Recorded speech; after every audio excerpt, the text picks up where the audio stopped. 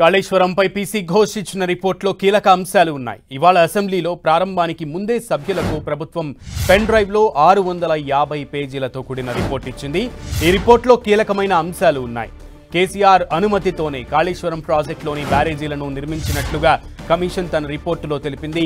అంతేకాదు నిపుణుల కమిటీ ప్రతిపాదనలు, సూచనలు పట్టించుకోలేదని, కేసీఆర్ నిర్ణయం మేరకే మేడిగడ్డ, అన్నారం, సుందిళ్ల బ్యారేజీలను నిర్మించినట్లు తెలిపింది. ఈ 3 బ్యారేజీల నిర్వహణ సైతం సరిగ్గా లేదని కమిషన్ రిపోర్టులో పేర్కొంది.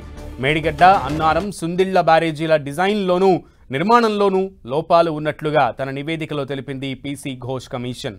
కాళేశ్వరం ప్రాజెక్టు నిర్మాణానికి సంబంధించిన డీపీఆర్ను సరిగ్గా చూడకుండానే అంచనాలను ఆమోదించినట్లు కీలక ఆరోపణలు చేసింది. కాంట్రాక్టులకు లబ్ధి చేకూర్చడానికే ప్రాజెక్టు అంచనాలు పెంచినట్లు తెలిపింది. ఇక ప్రాజెక్టు అంచనాలు పెంచి నిధులను దుర్వినియోగం చేసినట్లు కూడా నివేదికలో స్పష్టం చేసింది. అధికారులు ఎస్కే జోషి, హరిరామ్, మురళీధర్పై చర్యలు తీసుకోవాలని కూడా కమిషన్ ప్రభుత్వానికి సూచించింది.